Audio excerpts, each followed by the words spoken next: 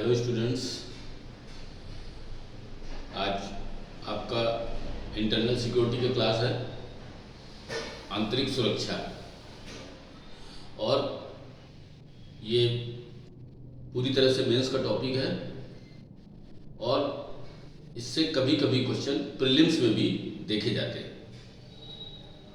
हालांकि प्रमुख रूप से देखा जाए तो यह चैप्टर मुख्य परीक्षा के लिए यह जो पूरा सेगमेंट है इंटरनल सिक्योरिटी का, ये मेंस के पर्पज से तैयार किया गया है। और इस प्रश्न पत्र पर जो इंटरनल सिक्योरिटी का है, अगर इस पर विचार करें तो एक बात सीधे तौर पर स्पष्ट है कि इस पूरे के पूरे पोर्शन पर करंट अफेयर्स के मुद्दों का बहुत बड़ा योगदान रहता है, क्योंकि परिस्थितियां समय समय पर बदलती रहती हैं और उन परिस्थितियों के अकॉर्डिंग ही हमको क्या करना रहता है, आंसर समय समय से लिखना रहता है।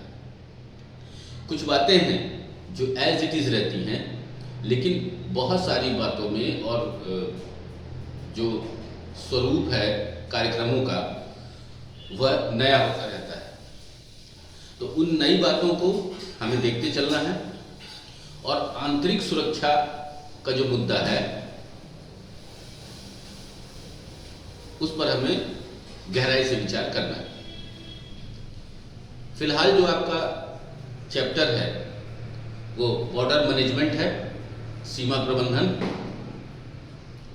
तो हम लोग उस पर फोकस करेंगे और फिर हम लोग जो भारत और उसके पड़ोसी राष्ट्र हैं, जहाँ जहाँ से भारत की सीमाएं मिलती हैं जिन राष्ट्रों के साथ में, उनके साथ में समस्याओं का और समस्याओं के साथ में उनके समाधान का अर्थ निकालते हुए और उनका जो प्रक्रिया है उसको समझते हुए हम लोग इस चैप्टर का अध्ययन करेंगे।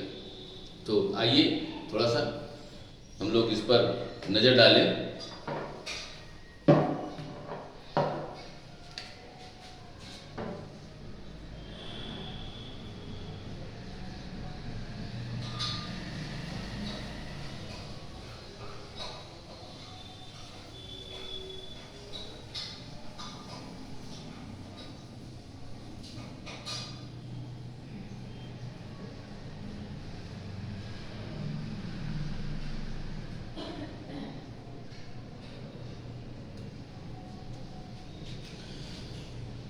जो चैप्टर है आपका वो है सीमावर्ती क्षेत्रों में उनका प्रबंधन।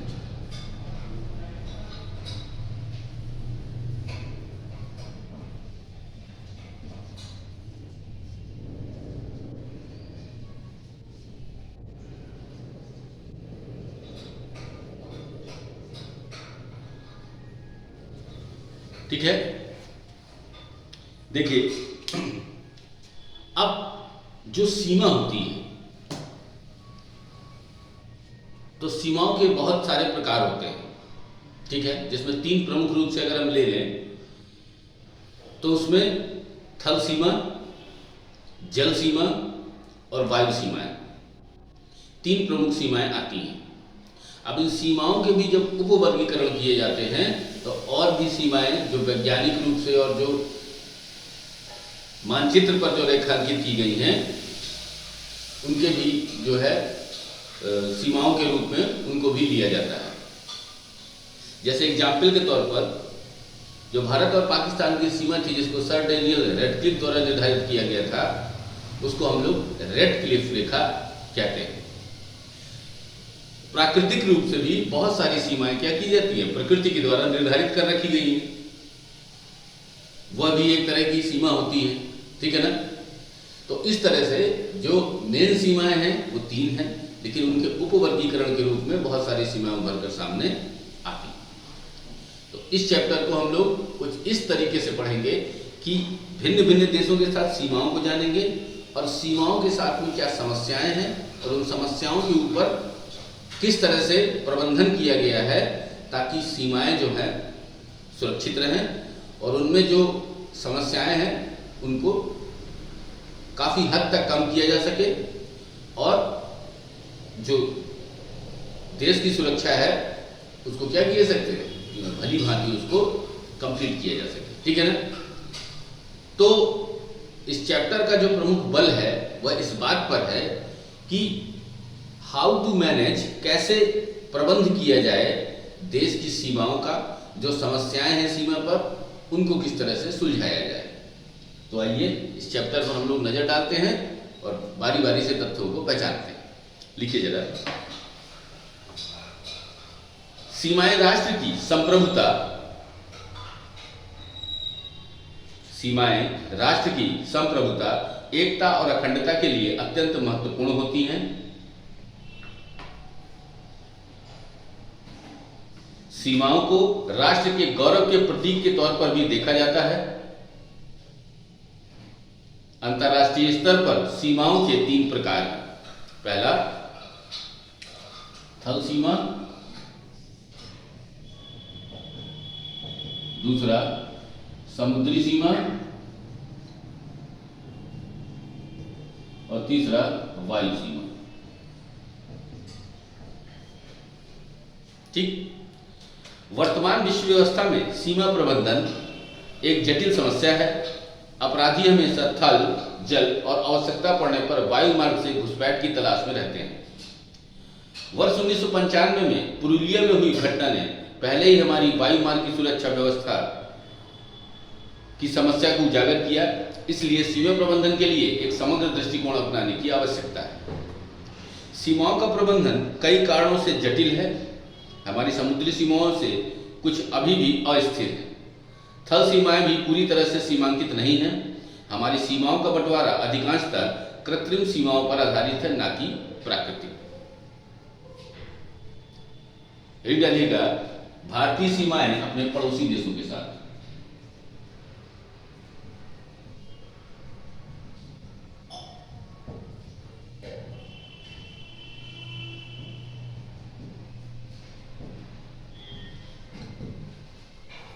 पड़ोसी देशों के साथ लिखिएगा इसमें। भारत की अनुमानतः 15,000 किलोमीटर लंबी थल सीमा अपने पड़ोसी देशों के साथ लगती हैं, जिनमें पाकिस्तान, चीन, नेपाल, भूटान, म्यांमार व बांग्लादेश शामिल हैं। भारत की अपने पड़ोसी देशों के साथ सीमाएं प्रत्येक के पृथक भौगोलिक परिवेश,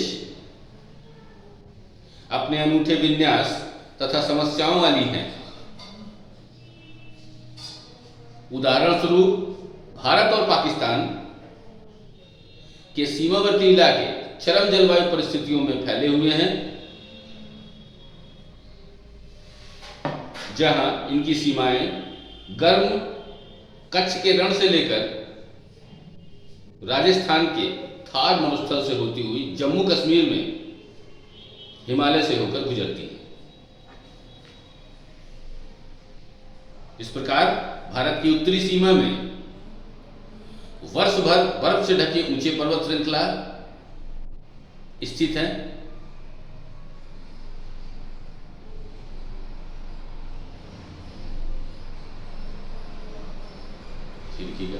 भारत और म्यांमार सीमा अपने असंख्य झाड़ झंखाड़ सहित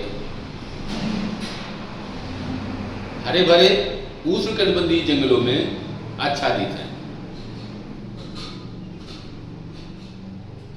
भारत बांग्लादेश सीमा पर नदियां निरंतर अपना तल बदलती रहती हैं। विविध भौगोलिक और जलवायु परिस्थितियां इन सीमावर्ती क्षेत्रों में सुरक्षा एवं प्रशासनिक सेवाओं को पहुंचाने में बहुत बड़ी बाधा उत्पन्न करती है। साथ ही इन सीमाओं की मानव निर्मित प्रकृति कुछ गंभीर मुद्दे पैदा करती है, जैसे सीमा विवाद, खुली सीमा, सीमा पार जाति और सामाजिक संबंध बनाए रखना इत्यादि भी पैदा करता है। कुल मिलाकर ये स्थितियां सीमाओं के प्रभावी प्रबंधन के लिए एक गंभीर चुनौती है। ठीक है, तो कुछ इस तरह से हमारी भारतीय सीमाएं हैं जो भिन्न भिन्न देशों के साथ में लगी हुई हैं। अब अगर आप सोचते हो कि एक देश के साथ में एक ही प्रकार की समस्या हो सकती है, तो ऐसा मानना उचित नहीं है, क्योंकि जो भारत का बॉर्डर है जो भिन्न भिन्न देशों के साथ में लगा हुआ है, भिन्न भिन्न पड़ोसियों के साथ में है, वहां पर अलग अलग देशों के साथ में भिन्न भिन्न प्रकार की समस्याएं जुड़ी हुई। हाल ही में आपने न्यूज़ सुनी होगी करंट अफेयर्स में कि भारत जो म्यांमार के साथ में FMR है, फ्री मूवमेंट रिजीम है, उसको बंद करने का उसको निर्णय लिया है। अब ये बहुत समझ लीजिए कि मेंस के लिए एक बेहतरीन टॉपिक है और आंसर इस पर पूछा जाएगा, ये बात निश्चित है। प्रीलिम्स में भी इससे क्वेश्चन आएगा। अच्छा, है ये चैप्टर बॉर्डर मैनेजमेंट का ही कि भारत और म्यांमार के साथ में जो FMR था, फ्री मूवमेंट रिजीम, तो अभी तक क्या था कि भाई जो वहाँ के निवासी थे और जो भारत के निवासी हैं वो आपस में 16 किलोमीटर तक आपस में आना जाने में कोई दिक्कत नहीं थी। आपस में उनके संबंध थे, रिलेशन थे उनके आपस में, तो वो लोग आपस में पारगमन की सुविधा बनी हुई थी। अब भारत ने निर्णय लिया है कि उस पूरी बाउंड्री पर तार लगाए जाएंगे और बताएंगे उस सीमा को क्या किया जाएगा, वेल सेटल किया जाएगा।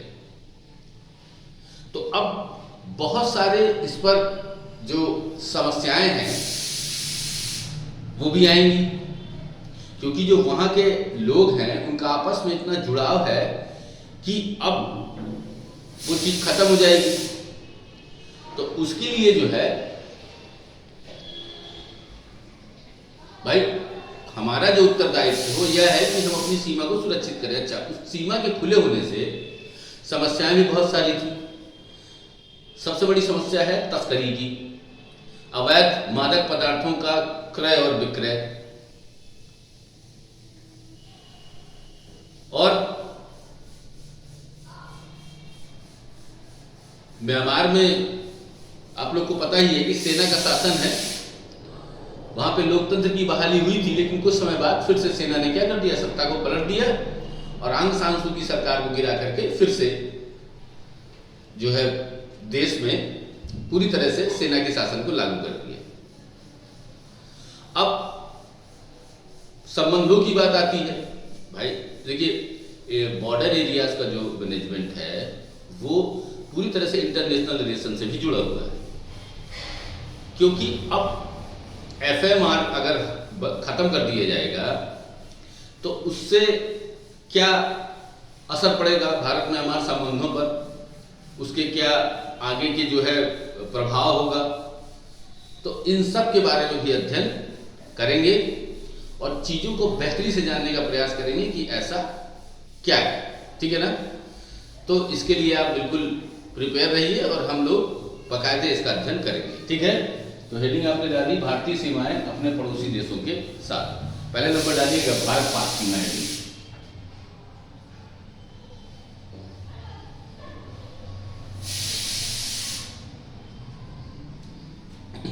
लिखिए, भारत पाक सीमा 3 भागों में विभक्त है। 3 भागों में विभक्त है। नंबर पहला लिखिएगा रेड क्लिफ लाइन।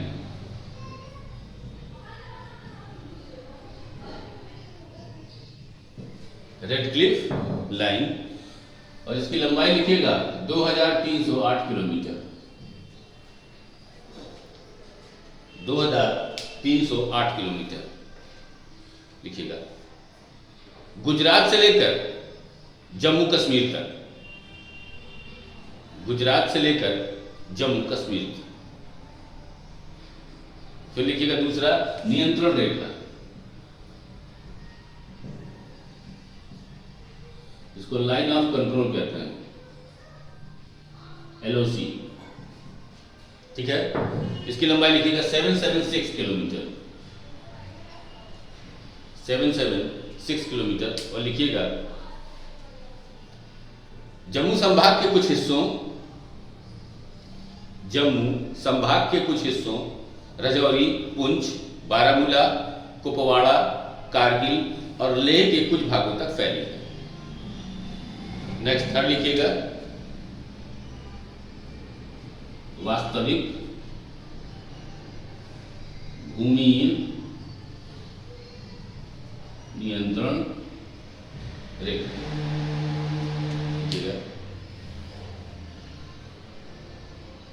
देखिएगा 110 किलोमीटर।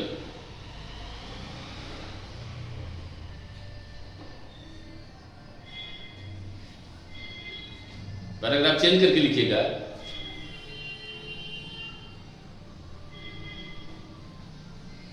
नियंत्रण रेखा और वास्तविक भूमि नियंत्रण रेखा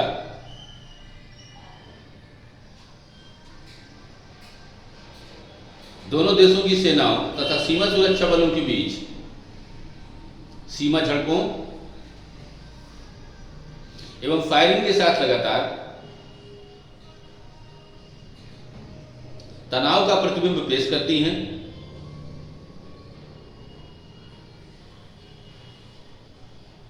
नियंत्रण रेखा पर हमेशा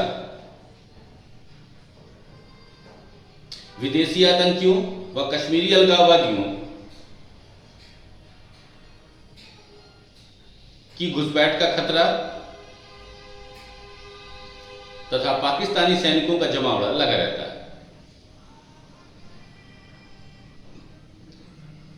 इस सीमा पर कोई भौगोलिक रुकावट नहीं है। यह विविधतापूर्ण भूभाग जैसे रेगिस्तान, दलदल, मैदानी इलाके, बर्फ से ढकी पहाड़ियों से होकर गुजरती है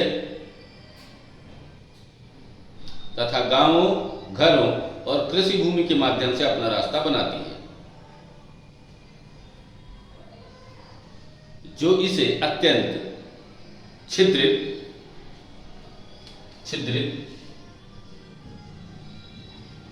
बनाते हैं।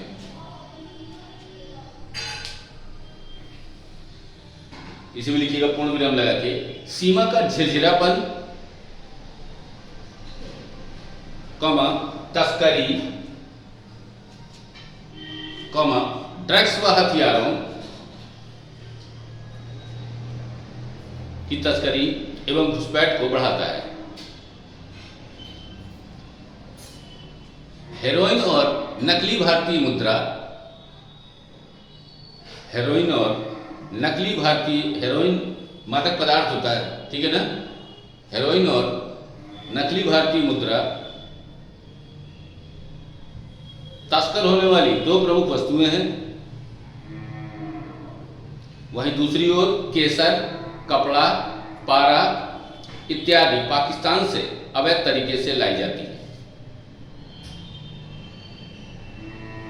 सीमा सटे क्षेत्रों से ग्रामीण तस्करी में लिप्त रहते हैं। इस सीमा पर बड़े पैमाने पर काले धन का वैधानिकरण भी होता है।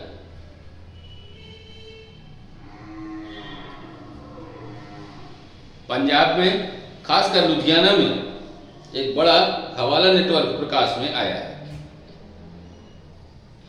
इसके अलावा ये सीमाएं सीमावर्ती लोगों को गुमराह करने तथा उनकी वफादारी को डगमगाने के लिए पाकिस्तान द्वारा किए जाने वाले दुष्प्रचार का भी केंद्र बिंदु है। पूर्ण विराम लिखिएगा। सरक्रीक का क्षेत्र, गुजरात में जो सरक्रीक वाला एरिया है, अपनी अजीब बनावट से सीमा रक्षक बलों को उनकी गतिविधियों से अत्यंत परेशानी पैदा करने के साथ साथ खाड़ियों में अवैध मछली पकड़ने की गुंजाइश को भी बढ़ाता है।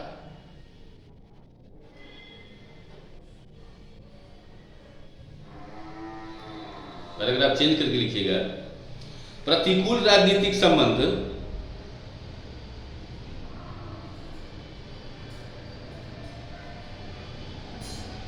3 युद्ध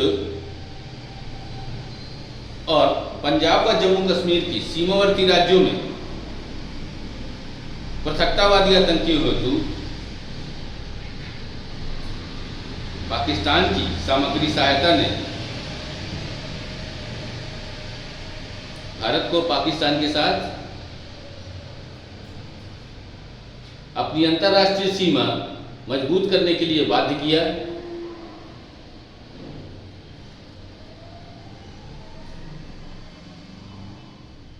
अंदरूनी अर्थव्यवस्था की ओर केंद्रित और क्षेत्रीय आर्थिक एकता हेतु अनिवार्यता की अनुपस्थिति के परिणाम स्वरूप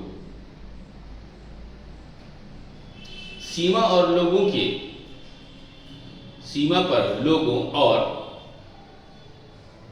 और सामान की प्रतिबंधित आवाजाही है।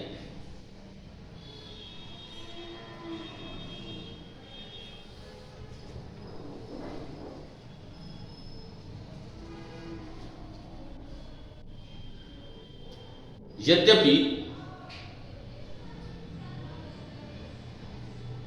विकसित होने की ओर अग्रसर भारतीय अर्थव्यवस्था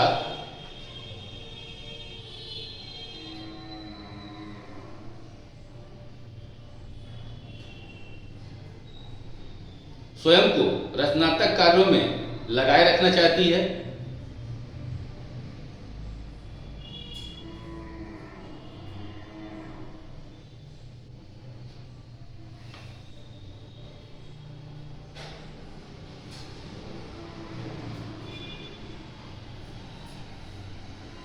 इस प्रयास में व्यापार सुगम, यात्रा सुगम बनाने के लिए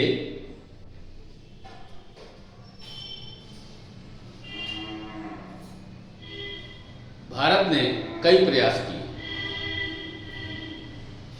किंतु अपर्याप्त जनशक्ति, संसाधनों की कमी तथा पाकिस्तान के असहयोग ने सीमा प्रबंधन कठिन बना दिया।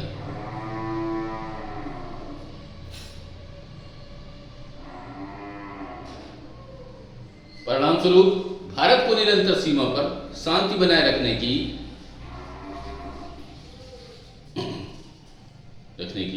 अनिवार्यता हेतु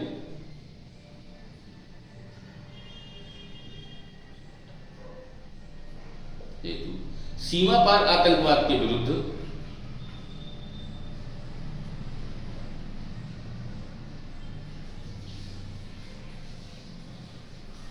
अवरोधक के रूप में कार्य करना पड़ता है।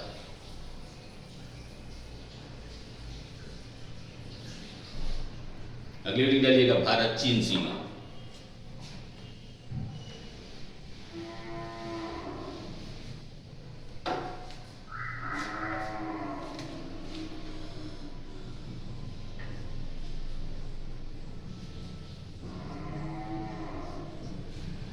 इंडिया चाइना बॉर्डर लिखिए। संपूर्ण भारत चीन सीमा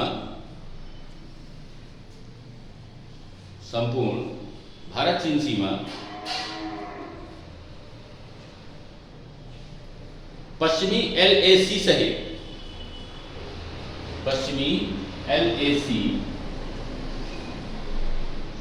मध्य में छोटा विवाद रहित क्षेत्र और पूर्व में मैकमोहन रेखा,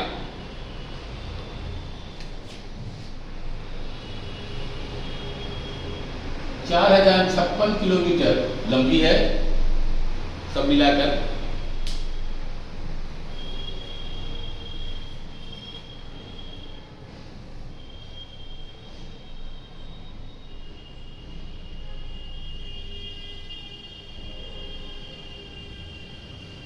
ठीक है। चीन की ओर यह रेखा तिब्बत स्वायत्त क्षेत्र से गुजरती है।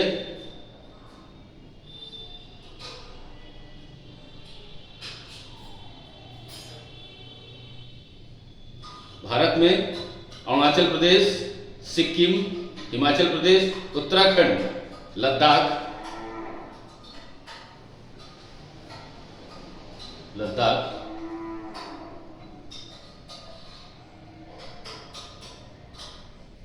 से गुजरती है। यह सीमांकन 1962 के युद्ध के बाद भारत और चीन के मध्य अनौपचारिक युद्ध विराम के रूप में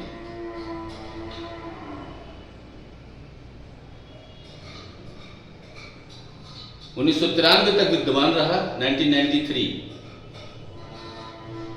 जब द्विपक्षीय समझौते के उपरांत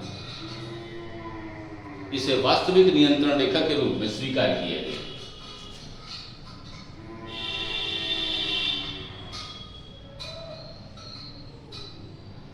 इसे वास्तविक नियंत्रण रेखा के रूप में स्वीकार किया गया। लाइन ऑफ एक्चुअल कंट्रोल, वास्तविक नियंत्रण रेखा, ये LAC को बोला जाता है। ठीक है, भारत चीन की सीमा। चीन के पास जम्मू और कश्मीर में भारतीय क्षेत्र का लगभग 38,000 वर्ग किलोमीटर क्षेत्र है।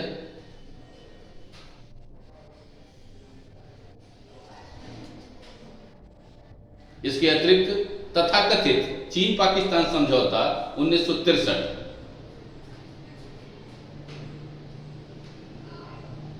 के अंतर्गत पाकिस्तान ने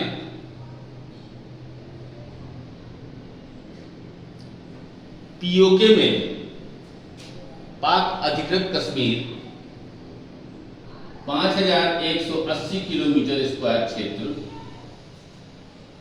5,180 किलोमीटर स्क्वायर क्षेत्र चीन को सौंप दिया।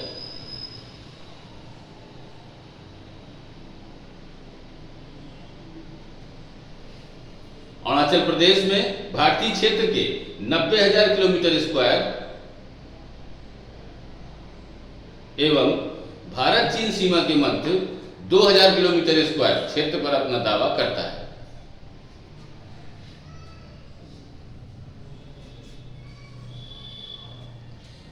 बीजिंग के अनुसार वह अरुणाचल प्रदेश को मान्यता नहीं देता।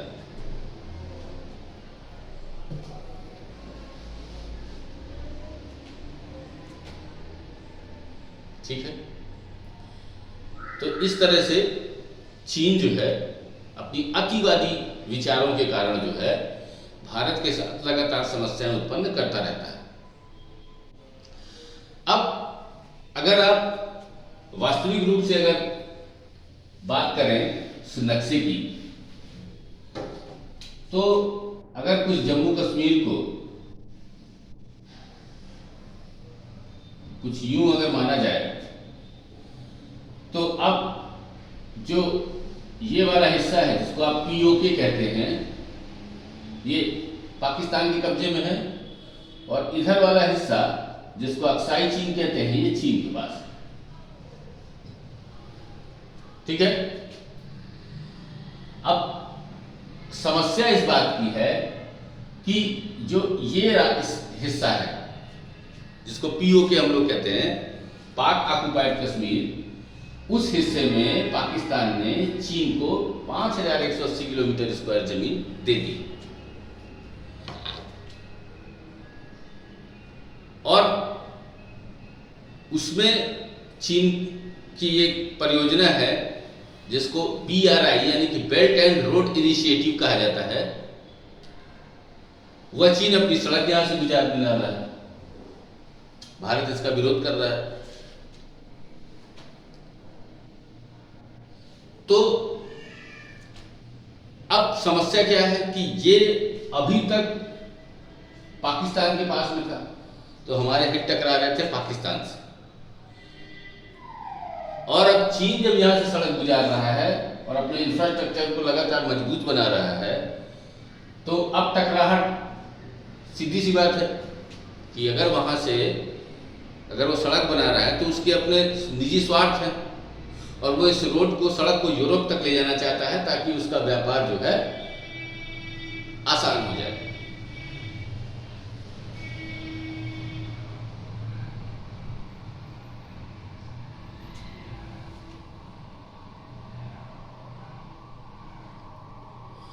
और भारत ने भी इसके जवाब में हाल ही में अभी G20 देशों का जब सम्मेलन हो रहा था तो वहां पर भी अपना जो महत्वाकांक्षी परियोजना है उसकी विकास की, जो कनेक्ट करने की यूरोप से, उसने भी अपनी लॉन्च कर दी। और जो विवाद है वो भारत चीन सीमा का विवाद, ये चीन की महत्वाकांक्षी नीतियों का परिणाम है। और अब चीन की जो नीति है वह बॉर्डर पर लगातार वह इंफ्रास्ट्रक्चर डेवलप कर रहा है और उसके इंफ्रास्ट्रक्चर डेवलप करने की एक ही मंशा है कि सीमा पर अपने आप को क्या करना, मजबूत स्थिति में रखना। अभी हाल ही में जब गलवान में जो झड़प हुई उसमें आपने देखा कि भारत की सेना और चीन की जो सेना है उसमें हाथापाई हुई और उस हाथापाई में 20 भारतीय जवान शहीद हुए और बताया जाता है कि लगभग 100 के आसपास या उससे ऊपर चीनी सैनिक भी क्या हुए, मारे गए।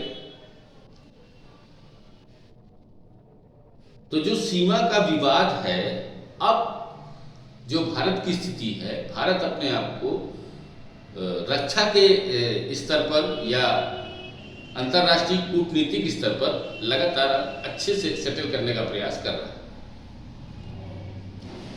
पहले की स्थिति ये रहती थी कि जब भारत सीमा पर कुछ ठीक ठाक करने की कोशिश करता था तो जो यूरोपियन कंट्रीज हैं या कोई और राष्ट्र होते थे तो भारत का समर्थन नहीं करते थे।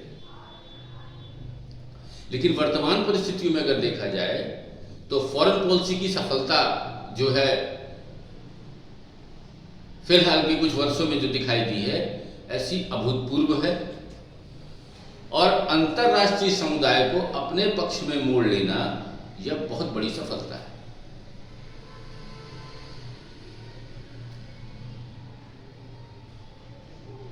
क्योंकि जो आर्थिक विकास है वो रुकने ना पाए और हमारी सीमाएं भी क्या रहे, समस्या से मुक्त रहे। इसके लिए सरकार लगातार क्या कर रही है, प्रयास कर रही है कि चीजें जो सुव्यवस्थित रूप में चलनी चाहिए थी उसी रूप में वो चले। लेकिन जो समस्याएं हैं सीमाओं की उनको अनदेखा नहीं किया जा सकता है, क्योंकि उन पर तो हमको फोकस रखना ही होगा, और खासकर से मेन रूप से चीन पर, क्योंकि जिस तरह से बाउंड्री पर अतिक्रमण करता है वहां पर विशेष ध्यान देने की आवश्यकता है और ध्यान दे भी रही है और लगातार सीमा पर चौकसी बढ़ा दी गई है और बाउंड्री को ठीक करने की जो देश की सीमाएं हैं उनको लगातार ठीक करने का और जो वहाँ पर सिस्टम है कुछ डेवलप किए जा रहे हैं जिससे सीमा सुरक्षा में समस्या उत्पन्न ना हो, उनको अभी प्रयास किया जा रहा है। ठीक है, आगे देखते हैं हम लोग इसको। लिखिए, चीन और भारत के मध्य सीमा को कभी आधिकारिक रूप में सीमांकित नहीं किया गया।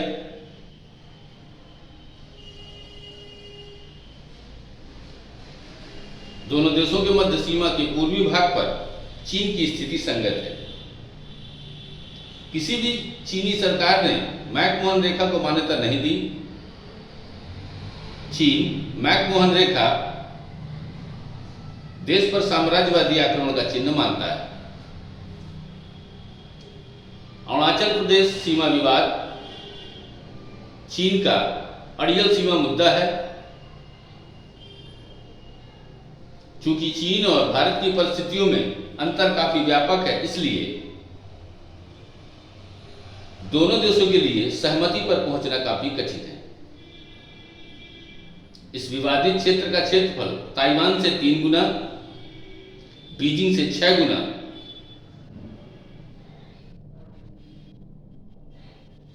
है। यह सपाट तथा जल एवं वन संसाधनों में समृद्ध है। अरुणाचल प्रदेश एकमात्र मुद्दा है जिसमें भारत व चीन के मध्य युद्ध की संभावना है।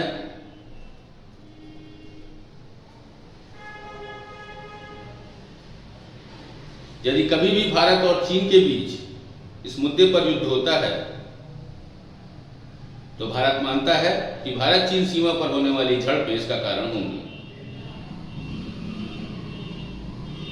युद्ध के बाद से प्रत्येक ओर ने अपनी सैन्य और संचार तंत्र क्षमताओं को इस विवादित क्षेत्र में बढ़ाया है। चीन ने अक्साई चीन क्षेत्र का नियंत्रण अपने पास रखा है, जहां उसने जियांग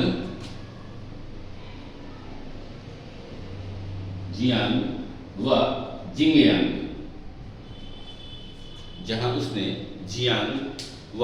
जिंगयांग स्वायत्त क्षेत्रों को जोड़ने के लिए सामरिक राजमार्ग बनाया है। चीन का इस क्षेत्र पर नियंत्रण बनाए रखने में अहम सैन्य हित है, जबकि यह भारत का प्राथमिक हित है।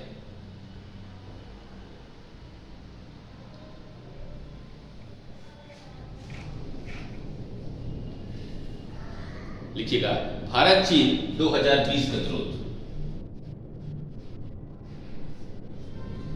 हेडिंग भारत चीन 2020 गतिरोध। लिखिएगा भारत चीन की सीमा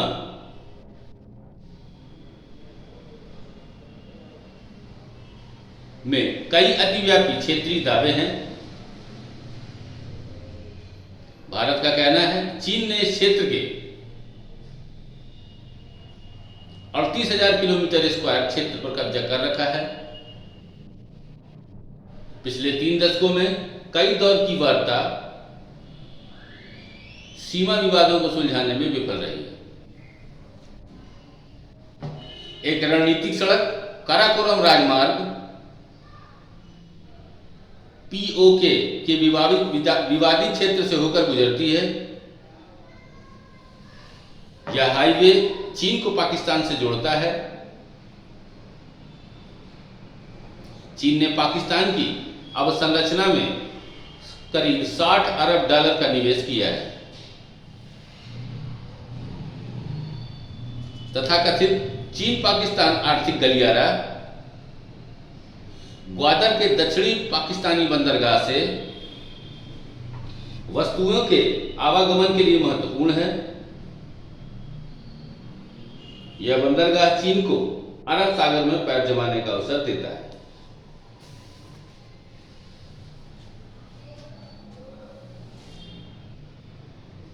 पाकिस्तान के जब आप दक्षिणी सिरे पर देखेंगे तो वहां पर एक बंदरगाह है जिसका नाम है ग्वादर। ठीक है, उस बंदरगाह का विकास चाइना ने किया है। अब चीन की नीति रहती है कि किसी न किसी तरह से हम भारत को चारों तरफ से घेरने का प्रयास करें, और भारत भी अपनी क्षमताओं का विकास करते हुए चीन की जो दाव है उसके अपोजिट में भारत भी अपना डिसीजन लेता है और अपनी सीमाओं की रक्षा के लिए भारत भी फैसले लेता है। तो जब पाकिस्तान ने चीन ने ग्वादर पोर्ट पर निर्माण शुरू किया, उसी समय भारत ने भी ईरान में एक बंदरगाह है जिसका नाम है चाबहार, उस पोर्ट को बनाने में क्या कि ईरान की मदद की। और इस तरह से काउंटर के रूप में जो चीन ने ग्वादर पोर्ट विकसित किया है, भारत ने चाबहार, ठीक है ना, ईरान में है ये जगह, उसको भारत ने क्या किया है, विकसित किया है। ठीक है, लिखिएगा इसमें। इसके जवाब में भारत ने ईरान में चाबहार बंदरगाह का विकास किया है। चाबहार बंदरगाह का विकास किया है। देखिएगा पैराग्राफ चेंज करके, भारत और चीन के बीच गतिरोध कोई नया मामला नहीं है, बल्कि भारत भूटान और चीन के ट्राई जंक्शन पर 2017 में चुंबी घाटी में डोकलाम गतिरोध सहित कई बार हुआ है। मई 2020 की शुरुआत से भारत और चीनी सेनाएं LAC के 3 बिंदुओं पर तनावपूर्ण गतिरोध में हैं। पहला, गलवान नदी घाटी, दूसरा ऊष्ण स्रोत, और तीसरा पैगोंग झील, पैगोंग त्सो झील, पैगोंग त्सो झील।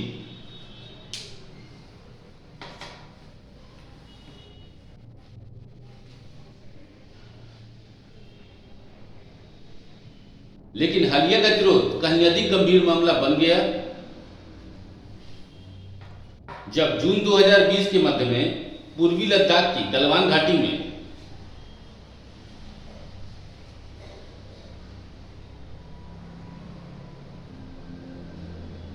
चीनी सेना से एक संघर्ष में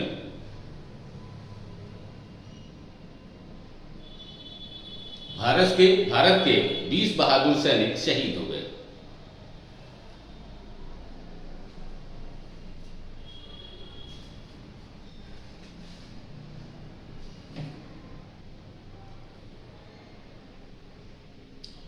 एलएसी ठीक से सीमांकित नहीं है। नदियों, झीलों, बर्फ की चोटियों की अवस्थिति ऐसी है कि सीमा रेखा स्थानांतरित हो सकती है। दोनों ओर के सैनिक दुनिया की दो सबसे बड़ी सेनाओं का प्रतिनिधित्व करते हैं। इस स्थिति में कई बिंदुओं पर आमने सामने आ जाते हैं। सीमा समझौते का सम्मान किए बिना चीन एलएसी के साथ स्थायी त्वरित अवसंरचना बनाया जा रहा है। वह आमतौर पर मोटर वाहनों पर गश्त करते हैं क्योंकि उन्होंने सीमा समझौतों के नियमों के विरुद्ध सुविधाएं उपलब्ध कराई हैं। परंतु दूसरी ओर भारतीय पक्ष अभी भी पैदल गश्त कर रहा है। भारत ने लद्दाख में एलएसी के पास सेव्क नदी के पास सबसे दूरस्थ और संवेदनशील क्षेत्र में एक नई सड़क का निर्माण किया है। संघर्ष की स्थिति में कर्मी और सामग्री के त्वरित स्थानांतरण में यह सड़क भारत की क्षमता को बढ़ा सकती है। चीन ने इसे सही भावना से नहीं लिया, जिसने भारी सेना तैनात की और भारतीय समृद्ध क्षेत्र या विवादित क्षेत्र में शिविरों की स्थापना की। इससे दोनों देशों की सेनाएं संघर्ष के कगार पर आ गईं। पारंपरिक रूप से शांतिपूर्ण गलवान नदी विवाद का हॉटस्पॉट बन गई। गलवान नदी सबसे ऊंची पर्वतमाला में है और यह चीन को श्योक मार्ग दर्रे पर हावी होने देती है, जो नदी के करीब है। 1962 के चीन भारत युद्ध के दौरान चीन ने इन रणनीतिक रेखाओं का बहुत अच्छा इस्तेमाल किया और भारत को समस्या पहुंचाने में महत्वपूर्ण योगदान दिया। यह एलएसी के पश्चिमी क्षेत्र और विवादित अक्साई चीन के करीब स्थित है, जो भारत द्वारा दावा किए जाने वाला क्षेत्र है लेकिन चीन द्वारा नियंत्रित है। पैराग्राफ चेंज करके लिखिएगा। सबसे गंभीर मुद्दा पैगोंग त्सो और उसके उत्तरी क्षेत्र तटों का है, जहां चीनी सैनिक एलओसी होने का दावा करने वाली रेखा तक पहुंच गए। दोनों सेनाओं के बीच सबसे ज्यादा मुठभेड़ झील के विवादित हिस्से में होती है। स्थिरता की स्थिति में झील का 45 किलोमीटर लंबा पश्चिमी हिस्सा भारत के नियंत्रण में आता है, जबकि शेष चीन के हिस्से में चला जाता है।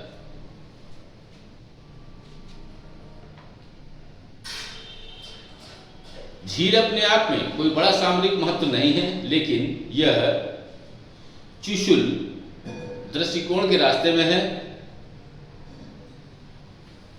जो उन मुख्य दृष्टिकोणों में से है जिनका उपयोग चीन भारतीय प्रशासित क्षेत्र में आक्रामक प्रवेश हेतु कर सकता है।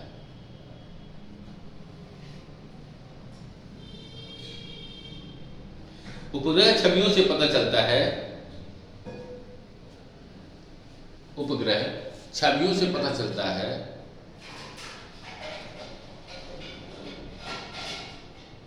चीन ने उन क्षेत्रों में भी कुछ निर्माण कार्य किया है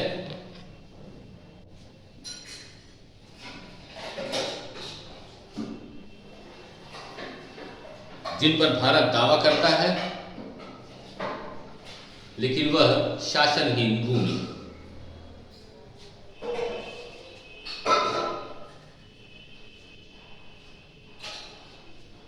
नेक्स्ट पॉइंट लिखिएगा। चीन बड़ी संख्या में सैनिकों और भारी उपकरणों के सहयोग से PP-14 और PP-15 और गोगरा के 3 क्षेत्रों में पहुंच बना चुका है।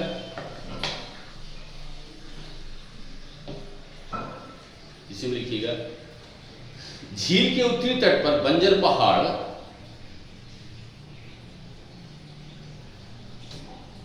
जिसे चांगचेनमो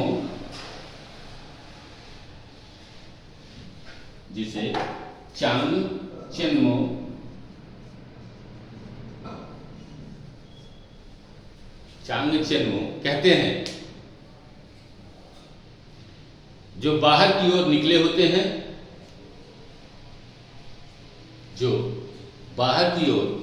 होते हैं, जिन्हें सेना फिंगर्स कहती है।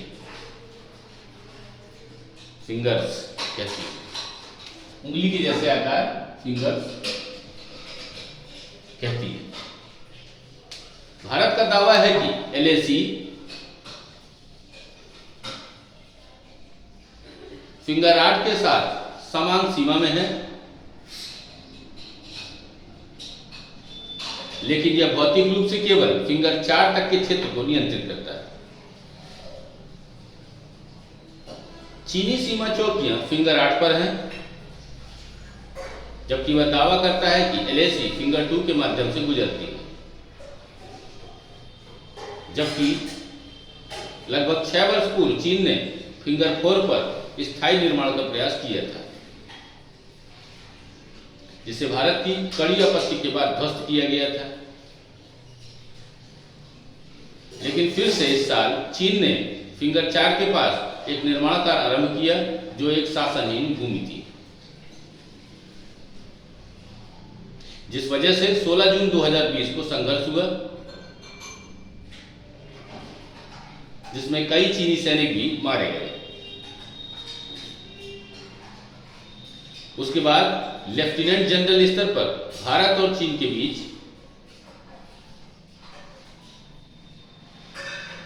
कई बार बातचीत हो चुकी है। एक राष्ट्रीय सुरक्षा सलाहकार NSA नेशनल सिक्योरिटी एडवाइजर, राष्ट्रीय सुरक्षा सलाहकार स्तर की भी बात हो चुकी है।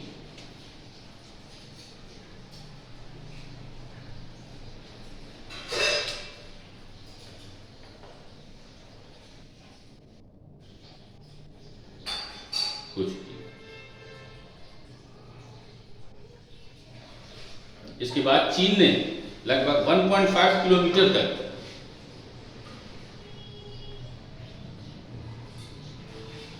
अपने सैनिकों को वापस बुला लिया,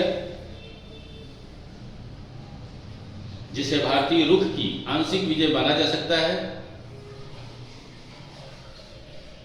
चीन ने अपनी मूल स्थिति में वापस जाने का वादा किया,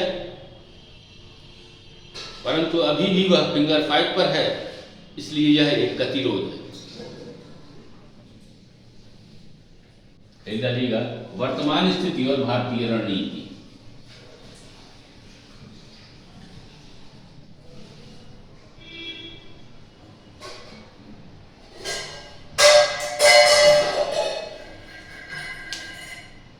वर्तमान स्थिति व भारतीय रणनीति।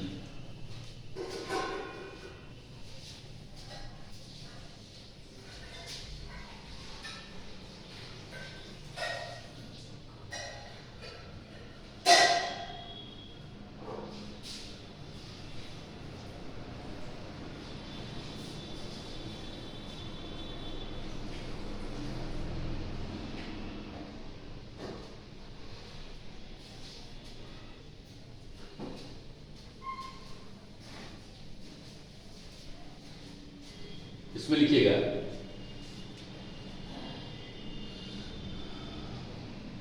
अधिकांश देश चीन की विस्तारवादी नीतियों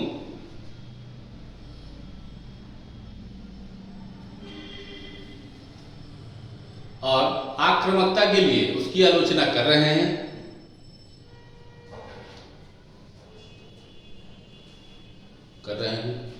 भारत को प्राप्त अंतर्राष्ट्रीय समर्थन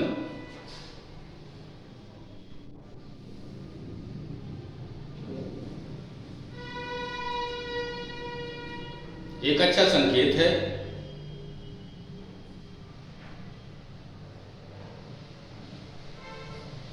भले ही कोई भी शारीरिक युद्ध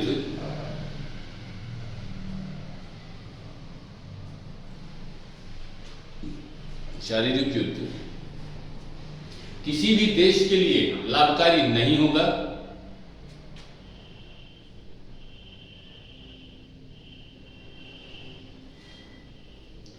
परंतु फिर भी देश खुद को व्यापार युद्ध, साइबर युद्ध आदि सहित अन्य प्रकार के युद्धों के लिए तैयार कर रहे हैं। इस संदर्भ में सुरक्षा चिंताओं को लेकर भारत में लोकप्रिय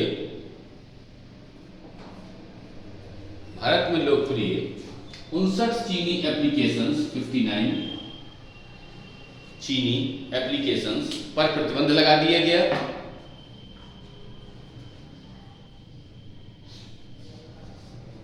यहां तक कि भारत सरकार और भारतीय नागरिक भी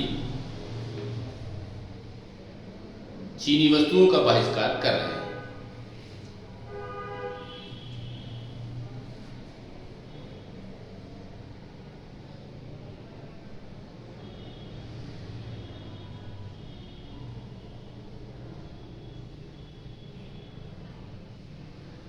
भारत को अपने सैनिकों को तैयार करना और सीमा पर तैनात करना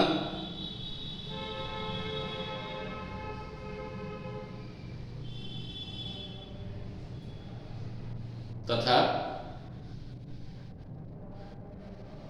अवसंरचना को सही करना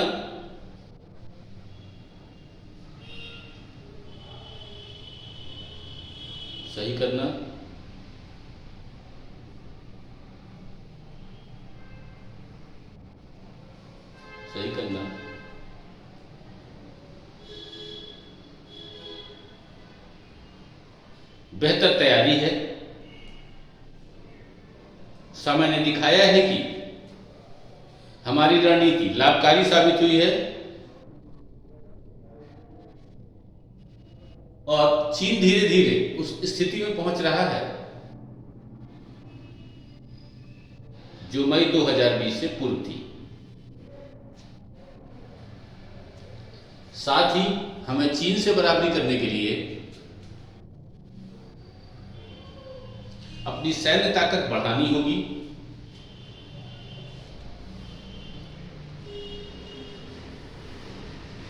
और चुनौतीपूर्ण इलाकों तक आसानी से पहुंच के समाधान खोजने होंगे। इस बीच अंतर्राष्ट्रीय कूटनीति भी आवश्यक है ताकि पीछे हटने और विस्तारवादी नीतियों को रोकने हेतु चीन पर अंतर्राष्ट्रीय दबाव बढ़े।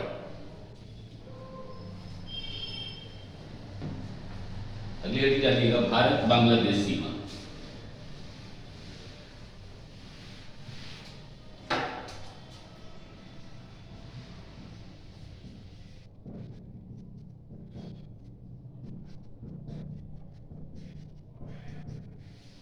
भारत बांग्लादेश सीमा। भारत बांग्लादेश के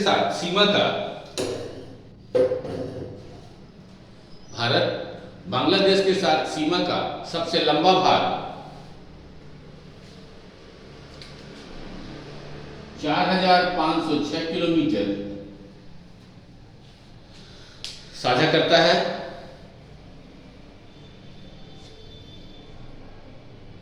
बांग्लादेश की सीमाएं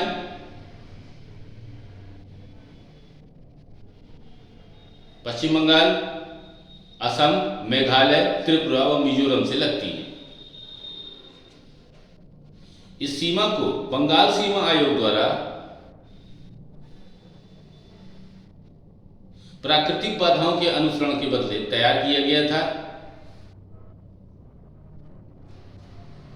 जो गांवों, कृषि भूमि और नदियों से होकर गुजरती हुई कई विवादित खंडों के साथ इसे अत्यंत छिद्रित बनाती है।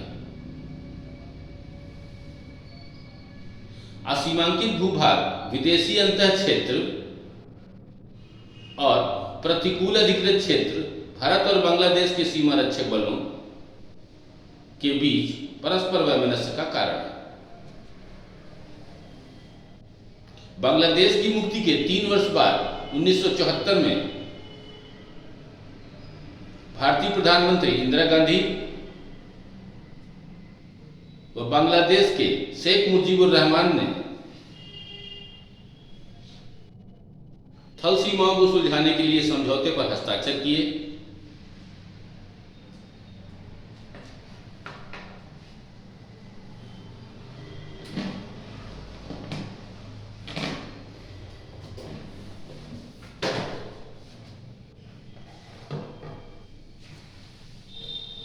इंदिरा मुजीब समझौते में भारत बांग्लादेश सीमा के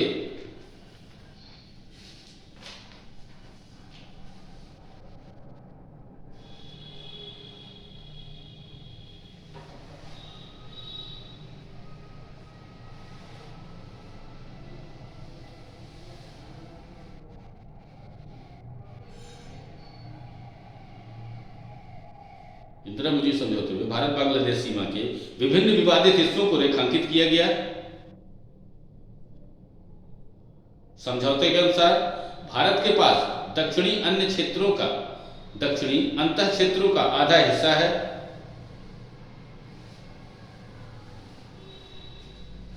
और बांग्लादेश के पास इन क्षेत्रों का दूसरा आधा हिस्सा है।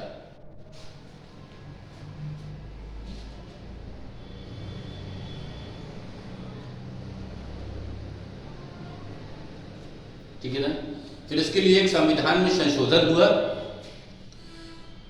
और जिसके बाद जो ऐसे क्षेत्र थे जो भारत के अंदर थे और वो थे बांग्लादेश के, और ऐसे क्षेत्र जो भारत के थे वो बांग्लादेश के अंतर्गत थे, उनका अदला-बदली कर ली गई। ठीक है। और भारत के क्षेत्र भारत के पास और फिर बांग्लादेश के क्षेत्र बांग्लादेश के पास। ठीक है ना। तो इसके लिए संविधान में 100वां संविधान संशोधन विधेयक पारित किया गया। ठीक है ना। लिखिएगा 2015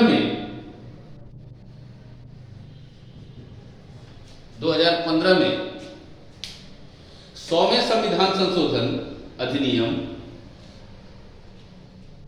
द्वारा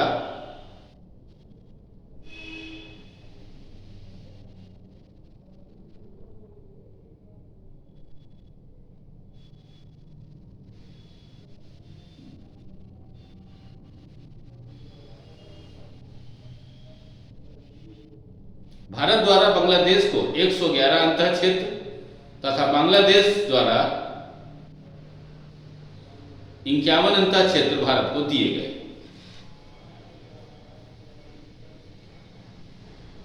खुली सीमाओं के परिणाम स्वरूप अवैध आवाजाही आसानी से संभव है। भारत में बांग्लादेशियों के अवैध प्रवास की प्रवृत्ति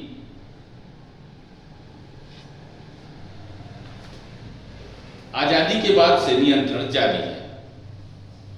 आजादी के बाद से निरंतर जारी है।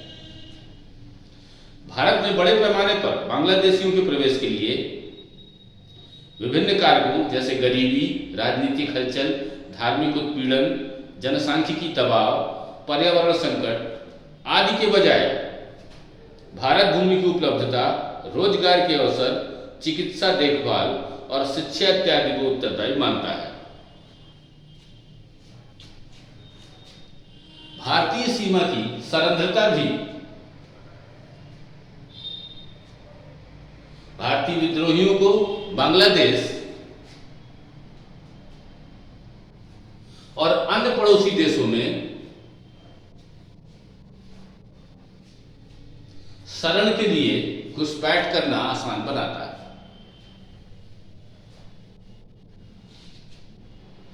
खुली सीमा आर्थिक अवसरों की कमी, गरीबी और अल्प विकास, छोटे अपराधों के प्रति लोगों का रवैया, सतर्कता में ढील अपराधियों और पुलिस एवं अपराधियों और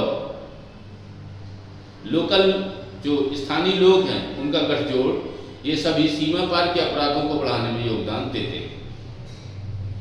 मवेशियों की तस्करी अत्यंत चिंता का विषय है। हालांकि सीमा सुरक्षा बल नियमित तौर पर इन मवेशियों को जब्त करता है। भारत बांग्लादेश सीमा पर मवेशियों के साथ साथ हथियार व अन्य सामान जैसे चीनी, नमक, डीजल, मानव व नशीले पदार्थों की तस्करी, जाली भारतीय मुद्रा, अपहरण और चोरी इत्यादि काफी बड़े पैमाने पर होते हैं।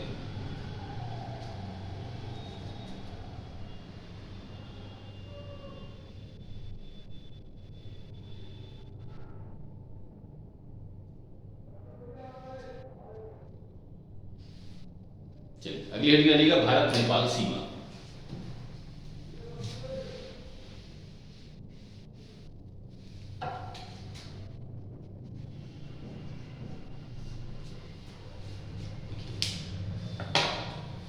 निकट पड़ोसी के रूप में भारत और नेपाल मित्रता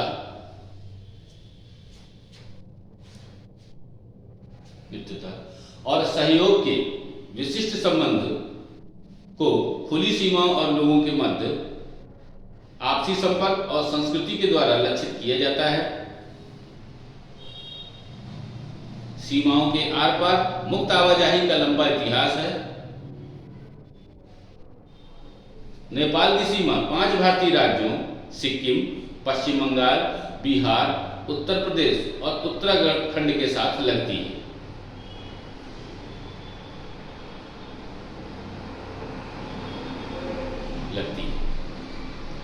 ठीक है, जो 1850 किलोमीटर लंबी है। भारत नेपाल शांति और मैत्री संधि 1950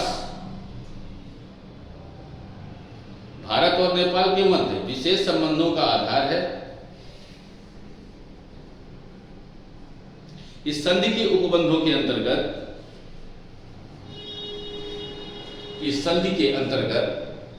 नेपाली नागरिकों को भारत में अतुल्य लाभ मिले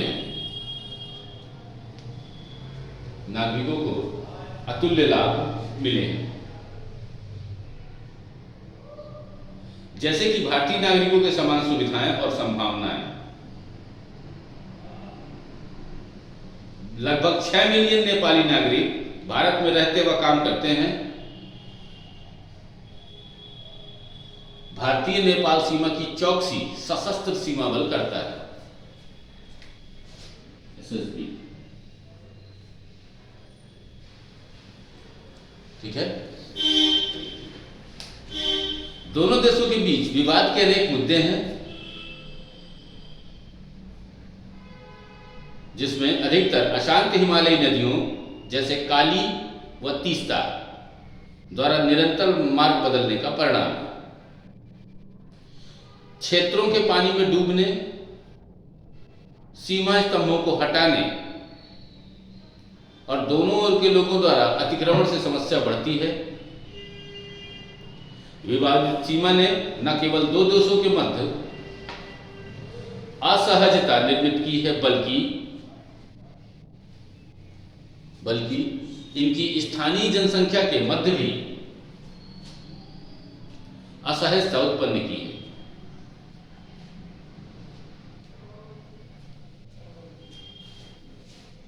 इन वर्षों में अप्रबंधित प्रवास ने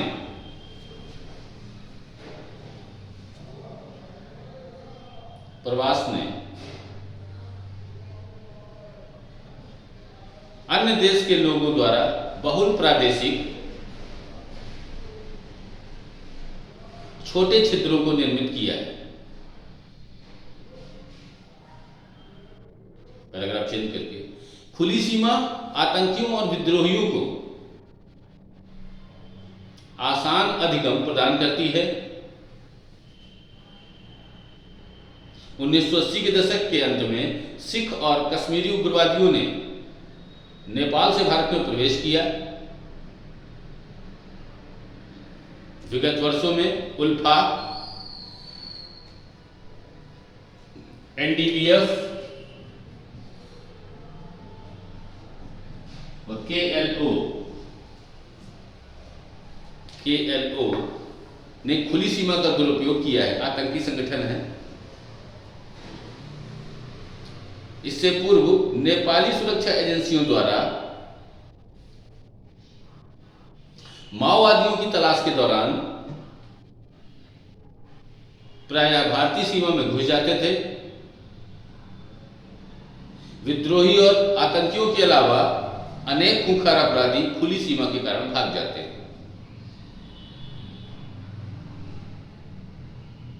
आईएसआई, एनईटी और अन्य आतंकी संगठन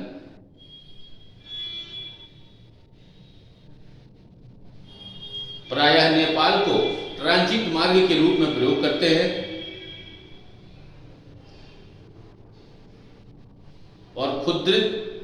और खुली छिद्रिल सीमा का लाभ उठाकर नेपाल से ही कार्य करते हैं। नेपाल से ही कार्य करते हैं। यही डालिएगा मधेसी का मुद्दा। मधेसी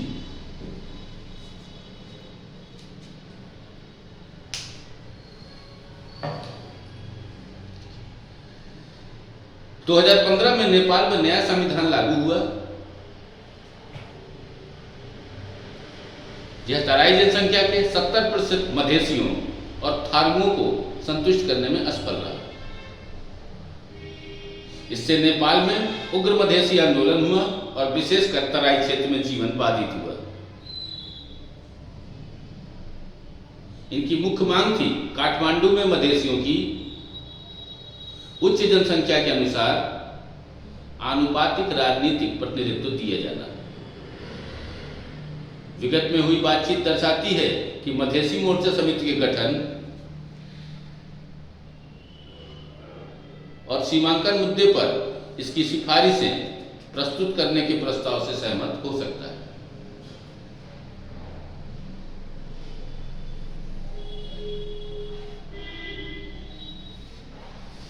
डालिएगा भारत नेपाल सीमा पर मुद्दे।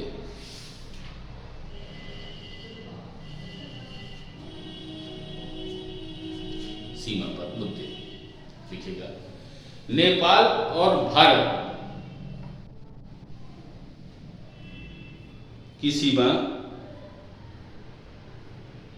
पर उत्तराखंड के साथ लिपुलेख दर्रा, काला पानी और लिम्पियाधुरा तथा बिहार के साथ पूर्वी नेपाल सीमा पर सुस्ता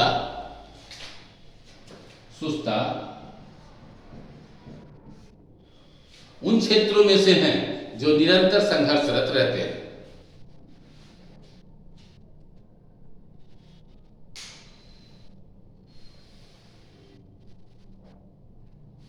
हालिया विवाद लिपुलेख नेपाल के सबसे उत्तर पश्चिमी कोने तथा भारत में उत्तराखंड राज्य के उत्तरी पूर्वी कोने के तिराहे को लेकर है।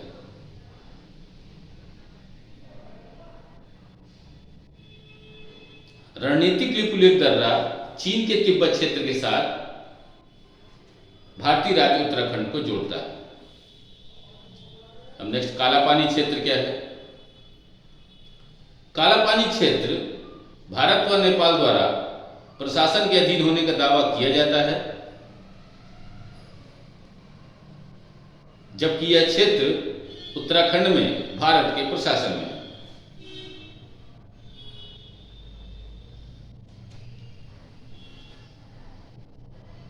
ठीक है।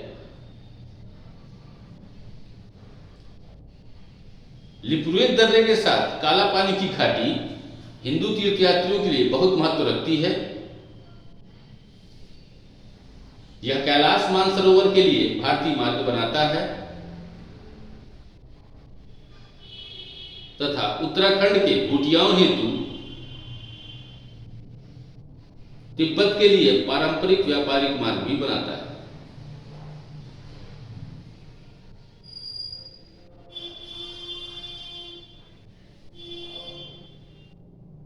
भौगोलिक रूप से इस क्षेत्र में काली नदी भारत व नेपाल के बीच सीमा बनाती है,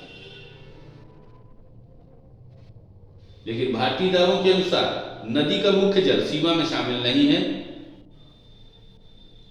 वर्ष 1865 के अनुसार सीमा वाटरशेड के साथ चलती है।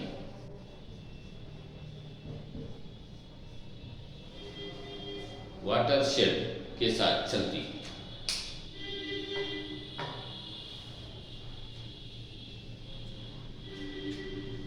ठीक है, तो ये हमने आज लगभग काफी एरिया को कवर किया। भारत पाकिस्तान की सीमा देखी हमने, भारत चीन की सीमा देखी हमने, भारत नेपाल की सीमा भी देखी हमने, और थोड़ा सा भारत नेपाल की सीमा में भी है। उसके बाद भारत म्यांमार की सीमा देखेंगे, श्रीलंका के साथ में भी सीमा को देखेंगे, और थोड़ा सा एक पोर्शन और कवर किया जाएगा जिसमें मालदीव के साथ भारत के जो वर्तमान संबंध हैं उन पर भी हम लोग विचार करेंगे। ठीक है, तो आज की क्लास यहीं तक, बाकी हम लोग कल मिलते हैं।